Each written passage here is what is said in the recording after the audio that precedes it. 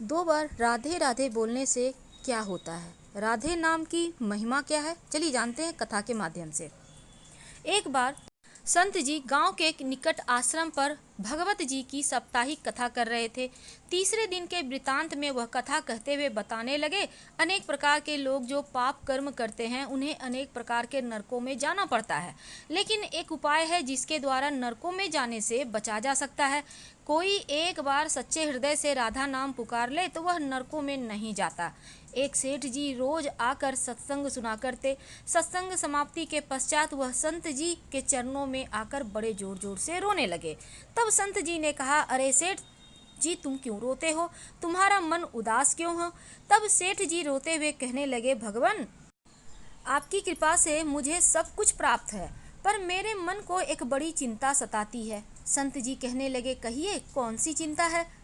तब सेठ जी कहने लगे, आज आपके भागवत कथा में नरकों का वर्णन किया और वर्णन करते हुए बताया कि जीवों को अनेक पापों से नरकों की प्राप्ति होती है, लेकिन एक उपाय है जिसके द्वारा नरकों में जाने से बचा जा सकता है।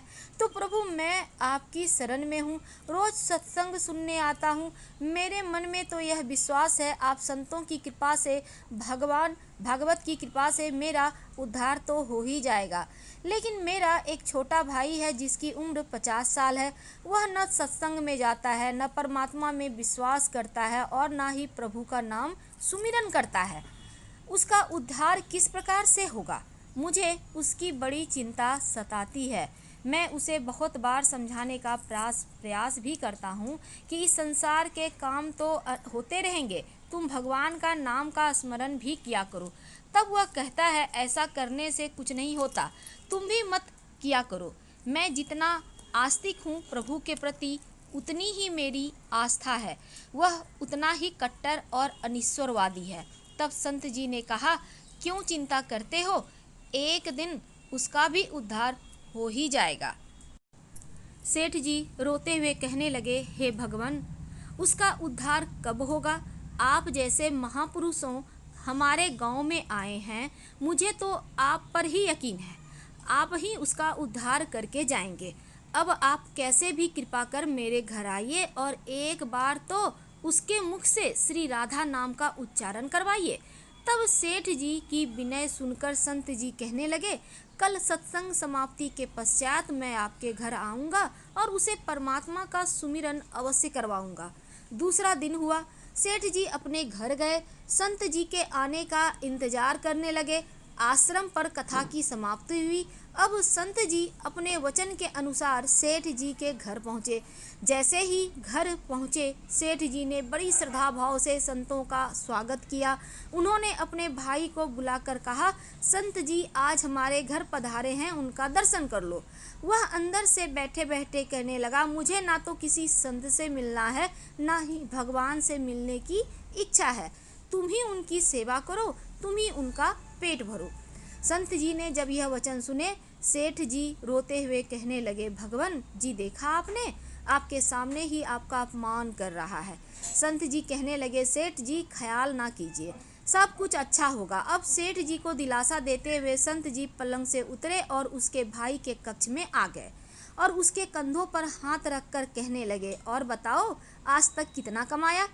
तो वह संत जी को इस प्रकार अपने नज़दीक देखकर कहने लगा, अपना हाथ मेरे कंधों से हटाओ। मैं ना तो संतों को मानता हूँ, न भगवान को मानता हूँ। लोग जितने आस्तिक होते हैं, मैं उतना ही कट्टर नास्तिक हूँ। मैं भगवान को नहीं मानने वाला हूँ। आप मेरे नज़दीक क्यों आए हैं? संत जी कहने लगे, मैं तो अपना काम करने आया हूँ। संतों का काम होता है लोगों का उद्धार करना। आज तुम्हारे उद्धार का कार्य मिला है तो अवश्य ही करके जाऊंगा। वह सेठ का भाई भी बड़ा कट्टर था, कहने लगा, आपको किसी का भी उद्धार करना है कर लीजिए, पर मेरा उद्धार आप नहीं कर सकते। मैं कुछ भी नहीं करने वाला हूँ। सेठ के भाई को देखकर संत जी मुस्कुराकर कहने लगे, एक बार राधे राधे बोल दो। वह सेठ जी का भाई कहने लगा, मैं कुछ नहीं बोलूँगा। तब संत जी ने फिर कहा, राधे राधे बोल दो। वह कहने लगा, नहीं बोलूँगा। फिर संत जी ने कहा, राधे राधे बोलो। वह कहने लगा, मैंने कहा ना, मैं नहीं बोलूँगा। तब संत जी पुनः सेठ जी के पास गए और कहने लगे, अब आपने मेरे ऊपर यह जिम्मा सौंपा है, अब मैं जैसा करूँगा आप बीच में नहीं आना। आप सारे परिवार वाले जाकर बाहर बैठ जाओ, जब तक मैं आपको बुलाऊं नहीं एक भी परिवार वाला इस कक्ष में ना आए। अब इस प्रकार सेठ जी अपने परिवार सहित बाहर जाकर बैठ गए। अब कक्ष में सिर्फ संत जी और सेठ जी का भाई था। संत जी ने पुनः प्रेम से कहा, अरे भैया एक बार राधे राधे बोल दो। वह कहने लगा, मैं आपसे मना किया ना, मैं नहीं कहता हूँ, न भगवान को मानता हूँ न भगवान की बातें मानता हूँ, मैं कट्टर नास्तिक हूँ। संत जी पुनः उनसे प्रेम से हंसते हुए कहने लगे, जितने तुम कट्टर नास्तिक हो मैं उतना ही आस्तिक हूँ। मैंने अगर निश्चय कर लिया है तुम्हारे मुख से राधा नाम सुनकर ही जाऊंगा, और पक्का समझ लेना कि तुम्हारे मुख से राधा नाम निकलेगा। तो वह कहने लगा, आप कितना भी प्रयास कर लो, मैं एक बार भी नाम नहीं लेने वाला। अब संत महापुरुष तो होते हैं बड़े दयालु, पर लीला मात्र उन्होंने क्या किया, उस सेठ के भाई का हाथ पकड़ा और हाथ पकड़कर जोर जोर से घुमाने लगे। अब वह सेठ था 50 साल का, वृद्ध अवस्था थी, संत भी वृद्ध थे, पर संतों के अंदर भक्ति का तेज होता है। उन्होंने जोर से उसके भाई का हाथ घुमाया, मरोड़ दिया। हाथ घुमाकर संत जी फिर कहने लगे, कहो राधे राधे। वह कहने लगा, नहीं बोलूँगा। अब तो संत जी ने जोर से हाथ घुमाकर सेठ के भाई को जमीन पर पटक दिया और खुद उसके पेट पर चढ़कर बैठ गए। और संत जी फिर कहने लगे, बोलो राधे राधे। अब वह फिर कहने लगा, नहीं बोलूँगा। अब तो संत जी ने दोनों हाथ पकड़ उसके पैरों को बांध दिया और कहने लगे, बोलो राधे राधे। अब ऐसी अवस्था में वह सोचने लगता है, यह संत तो मुझे मार ही देगा। तब उसने बिना इच्छा के एक बार ऐसे ही कह दिया, राधे राधे।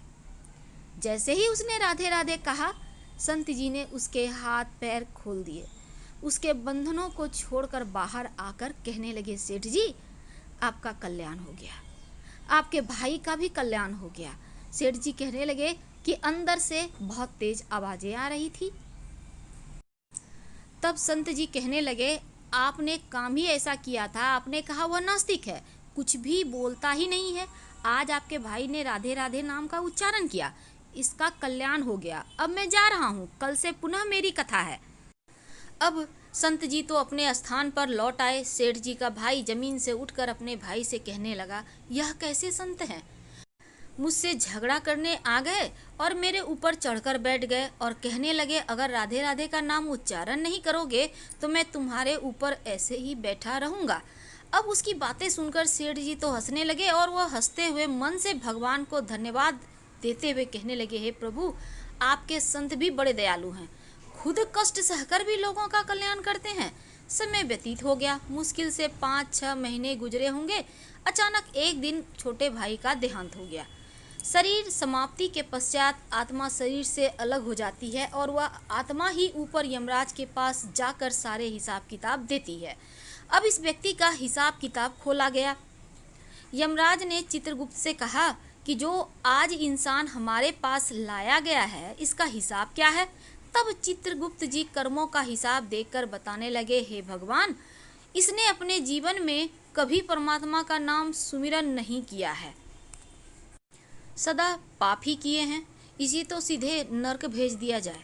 अब यमराज के आदेश के अनुसार जैसे ही उसे नरक भेजा जा रहा था, तभी चित्रगुप्त जी ने कहा, भगवान एक बात और है। यमराज जी ने कहा, कौन सी बात। चित्रगुप्त ने कहा, भगवान एक बार संतों के कहने पर इसने राधा नाम का उच्चारण किया था। अब एक बार राधा नाम का उच्चारण, यमराज ने दूतों से कहा, थोड़ी देर रुक जाइए, इसका हिसाब किया जाएगा, इसके बाद ही इसे नरक में भेजा जाएगा। यमराज ने पुनः चित्रगुप्त से कहा, जल्दी से इसका हिसाब देखो, कहीं इसने परमात्मा का नाम उच्चारण किया तो नहीं है। चित्रगुप्त ने फिर से पुनः सारा हिसाब देखा और देखकर कहने लगा, भगवान इसने एक बार जो नाम उच्चारण किया है वह संतों के भय से किया था, दिल से नहीं किया था, पर एक बार राधा नाम का उच्चारण किया है, जीवन पाप में, अब क्या किया जाए। तब यमराज ने उसी इंसान से पूछा, एक बात बताओ, हम तुम्हें पहले राधा नाम उच्चारण का फल दें या तुम्हें नरकों में भेज दें। तब वह भक्त हाथ जोड़कर कहने लगा, भगवान नर्क में तो जाना ही है, इससे अच्छा है आप मुझे एक बार राधा नाम उच्चारण का फल दे दीजिए, फिर मुझे जहाँ चाहें वहाँ भेज देना। अभी यमराज जी अपनी पुस्तक खोलकर देखने लगे, फिर एक बार राधा नाम उच्चारण का फल क्या है। उन्होंने सारी पुस्तकें खोल दी पर उन्हें कहीं फल दिखाई नहीं दिया। तब वह विचार करने लगे, एक बार राधा नाम का उच्चारण का फल मुझे पता ही नहीं है। तब वह अपनी शंका के निवारण करने के लिए उस भक्त को अपने साथ लेकर स्वर्गलोक में आ गए। स्वर्ग में आकर यमराज ने इंद्रदेव से कहा, हे इंद्रदेव मुझे बताइए एक बार राधा नाम उच्चारण करने से क्या फल मिलता है। तब इंद्रदेव ने बहुत प्रयास किया पर उन्हें भी इसका फल नहीं पता चला। तब वह सब देवता मिलकर ब्रह्मदेव के पास गए। ब्रह्मदेव ने जब उन सब को देखा तब ब्रह्मदेव उनसे पूछने लगे, यह आपके साथ इंसान कौन है। तब इंद्रदेव कहने लगे, भगवान इसने एक बार राधा नाम का उच्चारण किया है, बाकी सारा जीवन इसने पाप किया है, हमें तो पता नहीं राधा नाम उच्चारण का फल क्या है, इसलिए हम आपके पास आए हैं। तब ब्रह्मा जी ने भी बड़ा प्रयास किया, राधा नाम उच्चारण का फल क्या है, अब उन्हें भी पता नहीं चला। तब वह ब्रह्मदेव कहने लगे, हम सब मिलकर इसे अपने साथ लेकर भगवान शंकर जी के पास चलते हैं। तब वह भगवान शंकर जी के पास पहुँचे। भगवान शंकर जी से प्रार्थना करने लगे, हे महादेव इस इंसान ने सारा जीवन पाप किया है, बस एक बार संतों के कहने पर राधा नाम का उच्चारण किया है, अब आप बताइए एक बार राधा नाम उच्चारण का क्या फल मिलता है। तब महादेव जी ने बड़ा प्रयास किया पर वह भी राधा नाम की महिमा को बता नहीं सके। तब शंकर जी कहने लगे, अब हमें भगवान श्री कृष्ण के पास चलना पड़ेगा क्योंकि वही राधा तत्व को जानते हैं। ऐसा सोचकर सब देवी देवता भगवान शंकर के साथ मिलकर उस इंसान की आत्मा को लेकर भगवान श्री कृष्ण के गौलोक धाम में पहुँचे। गौलोक धाम में भगवान श्री कृष्ण राधा जी के साथ अपने आसन पर विराजमान थे। भगवान श्री कृष्ण ने सब देवी देवताओं का सम्मान किया और उनसे पूछा, आज अचानक से आने का कारण क्या है भला। तब भगवान शंकर हाथ जोड़कर कहने लगे, हे भगवान यह इंसान इसे धरती से लाया गया है, इसने अपने जीवन में अनेक पाप किए हैं पर एक बार राधा नाम का उच्चारण किया था। यमराज जी पता न कर सके कि एक बार राधा नाम उच्चारण का फल क्या है। तब वह उसकी जानकारी लेने के लिए इनके साथ इंद्र जी के पास स्वर्ग में आए, फिर स्वर्ग से होते हुए ब्रह्मलोक आए, फिर ब्रह्मलोक से होते हुए मेरे पास पहुँचे। अब मैं इन सबको अपने साथ ले आपके पास आया हूँ। अब आप ही बताइए एक बार राधा नाम उच्चारण का क्या फल होता है। तब इस प्रकार बातें चल ही रही थी कि भगवान श्री कृष्ण के पास बैठी राधा रानी बड़े जोर से हंसने लगी। तब भगवान श्री कृष्ण ने कहा, हे राधिका तुम क्यों हंसती हो। तब राधा जी कहने लगी, हे भगवान यह अभी तक राधा नाम का महत्व समझ नहीं सके हैं। तब भगवान शंकर जी कहने लगे, हे महारानी राधा के नाम का क्या असर है आप हमें बताइए ना। तब राधा रानी कहने लगी, हे महादेव आप खुद सोचिए, इस व्यक्ति ने जीवन में एक बार राधा नाम जपा, वह एक बार राधिका के नाम जपने से स्वर्गलोक की सैर करके आया, ब्रह्मदेव का ब्रह्मलोक में दर्शन करके आया, आपके महादेव लोक में आपने इसको दर्शन किया और आज एक बार उच्चारण के प्रभाव से यह आप सबको साथ लेकर हमारे गौलोक धाम में आ गया, मेरे दर्शन और भगवान श्री कृष्ण की पूजन कर रहा है। इससे अधिक राधा नाम का और क्या फल हो सकता है। जब राधा रानी ने इस प्रकार एक बार राधा नाम का पूरा महत्व बताया तो यमराज कहने लगे, यह तो बड़ा अनंत फल है।